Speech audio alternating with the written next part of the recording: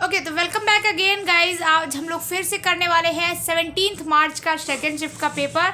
सबसे पहले पहला क्वेश्चन देखते हैं। We have chosen the colour of the new car we want to buy. क्या हो जाएगा इसका आंसर? वी हैव चूजन लगा हुआ है, अपने को पैसिव में चेंज करना है। क्या लगाएंगे जल्दी से बताइए, कुछ चेंज होगा? टेंस तो अपन चेंज कर देनी है इसमें। अपने को क्या करना है, बस बीन और प्लस चूजन लगा देना, ठीक है। तो बीन ऐड होगा। देखिए बीन कहाँ पर लगा हुआ है, बी लगा हुआ है has been chosen third option में, है ना। हैड बीन चूजन नहीं कर सकते, टेंस नहीं चेंज करते, ध्यान रखिएगा। ये वाला ऑप्शन नहीं होगा, इज बीइंग नहीं होगा, कैन बी नहीं होगा। थर्ड ऑप्शन बिल्कुल सही लिखा हुआ है, ठीक है। अगले क्वेश्चन पे चलते हैं। नेक्स्ट क्वेश्चन पैराजम्बलिंग का है।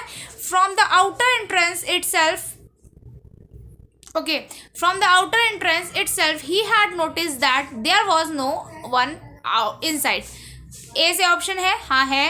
It was quite dark by the time Raman turned into the lane and reached the temple. ठीक है, तो यहाँ पर ही किसके लिए आया? रमन के लिए आया बेसिकली। तो ए से तो स्टार्ट नहीं हो सकता, option eliminate. On entering the main temple, ठीक है। अब देखो रीच द टेम्पल, तो सी से भी स्टार्ट नहीं हो सकता क्योंकि पहले टेम्पल में एंटर करेगा फिर मेन टेम्पल पे जाएगा। हाउएवर से भी स्टार्ट नहीं हो सकता, तो बी से स्टार्ट होगा। बी से केवल एक ही ऑप्शन दिया हुआ है, B A D C. Option हमने कर दिया, हो गया, फाइनल हो गया। चलिए अगले क्वेश्चन पे चलते हैं। अगला क्वेश्चन कह रहा है मेडल। मेडल वर्ब के तौर पे पूछ रहा है। मेडल का मतलब क्या होता है? मेडल का मतलब होता है बेसिकली किसी चीज़ में इंटरफेयर करना, किसी चीज़ में आप हस्तक्षेप करते हैं तो मेडल में जाते हैं। दो लोग ऐसे ऐसे बैठे थे, आप उनके मेडल में जाकर बैठ गए, यानी कि उनके बीच में आपने इंटरफेयर कर दिया, है ना। तो यहाँ पर इसका एंटोनियम बताना है हमको, ठीक है। एंटोनियम बताना है अपने को। 45 मतलब तो मजबूती प्रदान करना होता है। प्राइज मतलब उपहार देना होता है। सपोर्ट मतलब होता है आप किसी को बैक साइड से सपोर्ट दे रहे हैं, सहारा दे रहे हैं, है ना। तो ये तीनों ही नहीं होंगे। इसका होगा इग्नोर। इग्नोर का मतलब होता है किसी को आप जब मतलब इंटरफेयर कर रहे थे, आपने इग्नोर कर दिया। दो लोग बैठे थे, आपने कहा इग्नोर, भाड़ में जाए, हमें क्या लेना देना है, तो वैसे ही है इग्नोर, ठीक है। नेक्स्ट क्वेश्चन में मूव ऑन करते हैं। नेक्स्ट क्वेश्चन कह रहा है the strong Indian batting lineup will dash a big worry for the visiting cricket team. तो यहाँ पर क्या होगा? तो यहाँ पर बेसिकली अगर हम हिंदी अर्थ निकालें तो यहाँ पर वो कह रहा है जो इंडियन बैटिंग लाइन है उसका एक स्ट्रॉन्ग लाइनअप जो है वो जो विजिटिंग टीम है यानी कि जो अदर टीम है उसके लिए एक बहुत ही बड़ी चिंता का विषय होगा। तो यहाँ पुट होगा नहीं, पुट अब बिग वरी पुट थोड़ा नहीं करेगा। प्लेस अब बिग वरी नहीं, पिक अब उठाएगा भी नहीं। यहाँ पर पोज अ बिग वरी होगा, ठीक है। पोज अ बिग वरी का मतलब होता है एक बड़ी चिंता का विषय होगा। फोर्थ नंबर ऑप्शन यहाँ पर बिल्कुल करेक्ट होगा। नेक्स्ट क्वेश्चन पे बात करते हैं। नेक्स्ट पे आगे अपन लोग पैसेज पे। The flight was packed. Packed मतलब वहाँ पर सब चीज़ें तैयार हो गई थी। There were dash parents with small children, ठीक है। Specifically a 3-year-old boy dash the row in front of me dash announcing his presence by letting dash ear-piercing shrieks every 45 seconds. I settled dash hoping the kid would calm down. तो देखो एक बच्चे के बारे में था जो flight पे चढ़ के थोड़ा सा परेशान हो गया था, घबराया हुआ था, उसी बारे में है ये पैसेज। सबसे पहले फिलर में देखते क्या भरा जाएगा। There were dash parents with small children. तो देयर वर सेवरल पेरेंट्स। देखो देयर वर एनी पेरेंट्स के बारे में क्यों बात करेगा, यहाँ पर निगेटिव सेंस नहीं है। देयर वर ऑल पेरेंट्स, सारी पूरी फ्लाइट ही केवल पेरेंट्स से भरी थी, ऐसा भी नहीं कर सकते। देयर आर मोस्ट भी नहीं कहेंगे क्योंकि दा नहीं लगा हुआ है, किसी से कंपैरिजन नहीं कर रहे हैं, किसी से तुलना नहीं कर रहे हैं। यहाँ पर सेवरल होगा। There are several parents with small children. वहाँ पे बहुत सारे ऐसे बच्चे पेरेंट्स थे जो छोटे बच्चों के साथ थे। स्पेसिफिकली अ 3-year-old बॉय, ठीक है। अब देखो थर्ड वाले में क्या होगा, सेकंड वाले में एक जो स्पेशल बच्चा था 3-year-old का, उसका क्या था, the row in front of me, जो उसके जस्ट सामने बैठा हुआ था। तो यहाँ पे क्या होगा, इन होगा, एट होगा,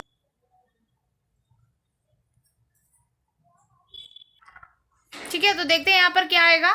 यहाँ पर आएगा 3-year-old बॉय, ये तो हो गया था in of me dash announcing his present by letting. तो यहाँ पर क्या हो जाएगा, देखो वर वाला ऑप्शन और आर वाला ऑप्शन तो खट जाएगा क्योंकि वर और आर तो प्लूरल होगा, प्लूरल की यहाँ कोई बात नहीं हो रही। हैड क्यों नहीं होगा, हैड तब होता है जब थर्ड फॉर्म लगती है, लेकिन थर्ड फॉर्म की तो कुछ बात नहीं हो रही, तो वॉज हो जाएगा यहाँ पर, ठीक है। वॉज अनाउंसिंग हिज प्रेजेंस, तो वॉज हो जाएगा यहाँ पर, वॉज अनाउंसिंग, ठीक है। थर्ड वाले ऑप्शन में वॉज अनाउंसिंग हो जाएगा, ठीक है। चलिए थर्ड वाला सही है, ठीक है। चलिए अगले क्वेश्चन में बात करते हैं। नेक्स्ट क्वेश्चन कह रहा है नेक्स्ट कह रहा है by letting dash ear piercing streaks every 45 seconds. तो यहाँ पर क्या हो जाएगा, बाय लेटिंग ईयर पर्सिंग मतलब पता होता है, ईयर पर्सिंग स्ट्रीक्स मतलब होता है कान फोड़ू चीखें, है ना, कान छेदने वाली चीखें, ऐसी चीखें नहीं। हर 45 सेकेंड में वो बच्चा अपनी प्रेजेंस जताने के लिए क्या कर रहा था, कौन सी दे रहा था, लीव दे रहा था, लीव कर रहा था, कान छेदने वाली लीव कर रहा था नहीं, क्रॉस कर रहा था नहीं, अवे कर रहा था नहीं, लूज हो जाएगा, loose loose loose ear piercing streaks every 45 second. बहुत ही मतलब तीक्ष्ण वाली जो है वो चीखें जो है हर 45 सेकेंड में उसकी आ रही थी अपनी प्रेजेंस जताने के लिए।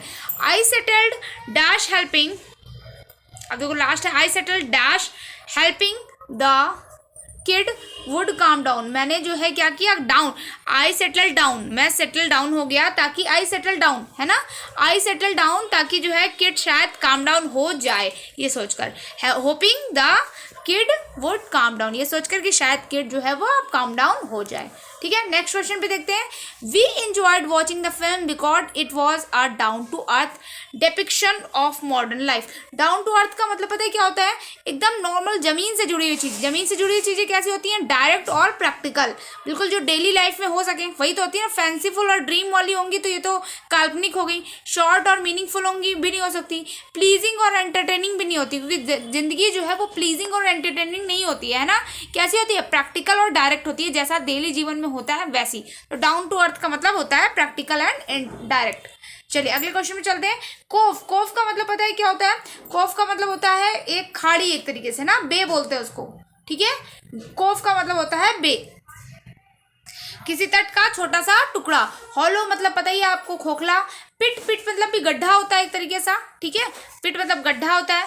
और क्रेटर, क्रेटर मतलब होता है ज्वालामुखी का जो मुंह होता है ना, उसको बोलते हैं क्रेटर। ठीक है, चलिए अगले क्वेश्चन में चलते हैं।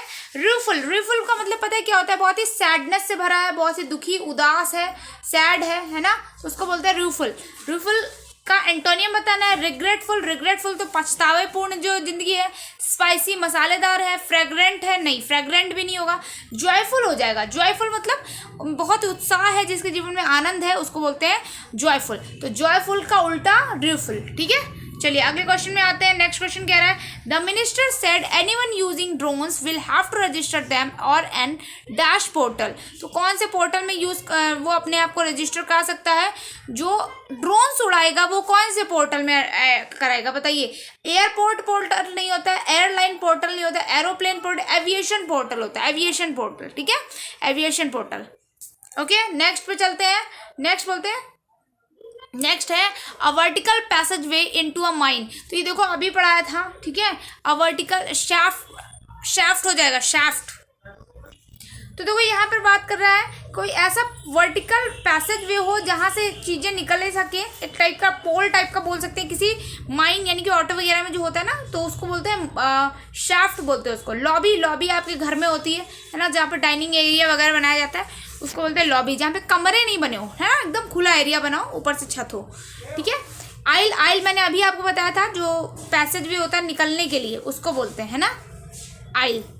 चलिए अगले क्वेश्चन में बोलते हैं सर्ज। सर्ज का मतलब पता है क्या होता है, सर्ज का मतलब होता है अचानक से बढ़ने लगी कोई चीज़, है ना, इंस्टेंट इंक्रीजिंग हो जाए, उसको बोलते हैं सर्ज। तो ठीक है, स्मूथ, स्मूथ तो होता है एकदम चिकना सपाट। हाइजेनिक, अभी आप कोरोना के चलते बहुत ज़्यादा हाइजेनिक रह ही रहे थे। क्लीन मतलब साफ। यहाँ हो जाएगा रश, रश भी जो होता है ना वो अचानक से बढ़ता है, तो रश हो जाएगा इसका राइट सिनोनियम।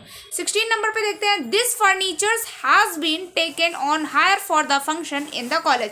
फर्नीचर्स नहीं होता है, ES नहीं लगता कभी भी फर्नीचर में, आपको हमेशा फर्नीचर बुलाना पड़ेगा। फिर जब आप उस शॉप पे जाएंगे तो वहाँ पर बताएंगे मुझे टेबल लेना है, सोफ़ा लेना है, जो भी लेना है, बट फर्नीचर होता है, फर्नीचर्स कभी भी नहीं बोल सकते आप। ठीक है, तो यहाँ पर राइट आंसर कौन सा हो जाएगा, फर्स्ट वाला जो है वो गलत है। ठीक है, अगले क्वेश्चन में मूव ऑन करते हैं।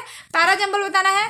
अ common sight now is that on the roads of Yangon antiquated cars move alongside shiny new vehicles. A newly built highway connects. तो देखो ये वाला पहले यागून लाने से पहले हमें बताना पड़ेगा कि रंगून को अब यागून बोलते हैं, तो सबसे पहले अपने को शुरुआत इसी से करनी पड़ेगी, तभी हम ये वाला पार्ट ला पाएंगे, तभी हम ये वाला पार्ट ला पाएंगे, क्योंकि सबसे पहले अपने को बताना पड़ेगा कि रंगून को यंगून कहते हैं। तो B से स्टार्ट होगा, BDAC एक ही ऑप्शन है, ऑप्शन करो आगे बढ़ो। ठीक है। नेक्स्ट देखते हैं, Dheeraj said that he had been to Goa the previous year also.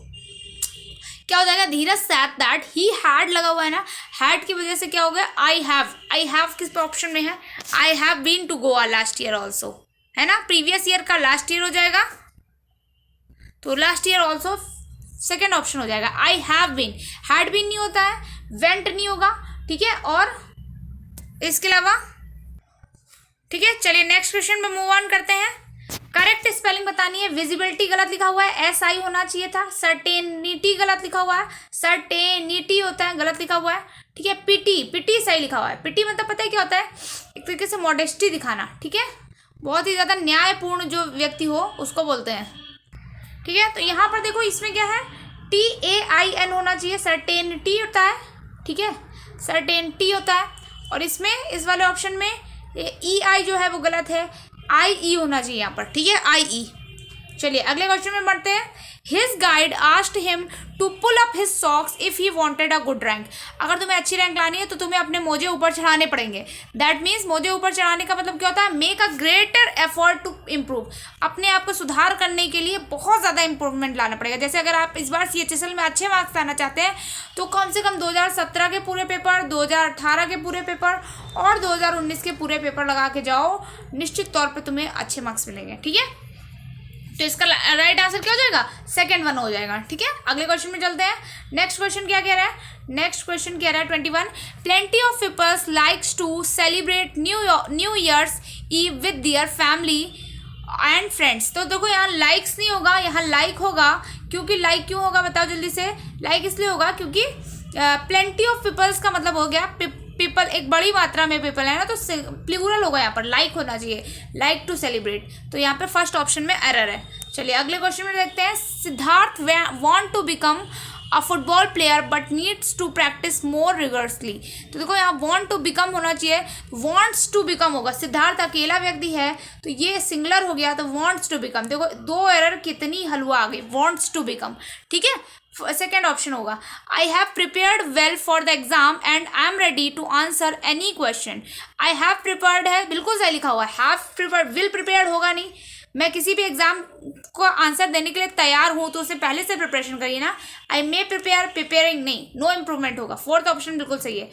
चलिए अगले क्वेश्चन में आते हैं। 24 में इंसेक्ट्स की स्पेलिंग गलत लिखी है, इंसेक्ट्स होता है कीड़े मकोड़े, ठीक है। कॉन्टेम्पचुअस बिल्कुल सही लिखा हुआ है, ठीक है, कॉन्टेम्पचुअस बिल्कुल सही लिखा हुआ है। इसका मतलब होता है किसी की अवमानना करना, किसी को रिप्रोचफुल अप्रोच होता है ना, उसको बोलता है रिप्रोच करना, ठीक है, रिप्रोच करना, डांटना, अवमानना करना बेसिकली। एग्रेसिव डबल एस आता है। बिस्किट होता है ना, इसमें CITS लगा हुआ है, बिस्कुट होता है, बिस्कुट, ठीक है। नेक्स्ट देखते हैं 25 और लास्ट है। गवर्नमेंट बाय अ किंग और क्वीन, राजा या रानी के द्वारा जो शासन होता है उसको क्या बोलते हैं, उसको बोलते हैं मोनार्की, ठीक है, क्या बोलते हैं, ठीक है। इसके अलावा प्लूटोक्रेसी जो होता है वो धनी लोगों का शासन होता है, ठीक है। एरिस्टोक्रेसी उच्च कोटि के लोगों का शासन, यानी कि जो बहुत पढ़े लिखे हुए लोग हैं उनका शासन, ठीक है। ओलिगार्ची भीड़ का शासन, और मोनार्की तो हो गया गवर्नमेंट का शासन, ठीक है। चलिए तो आज के लिए गाइज इतना ही। अगर वीडियो पसंद आया हो तो वीडियो को लाइक ज़रूर करें, चैनल को सब्सक्राइब भी कर देना और साथ ही साथ शेयर करना, बेल आइकन जरूर प्रेस करना ताकि मेरे सारे अपडेट आपको मिलते रहें।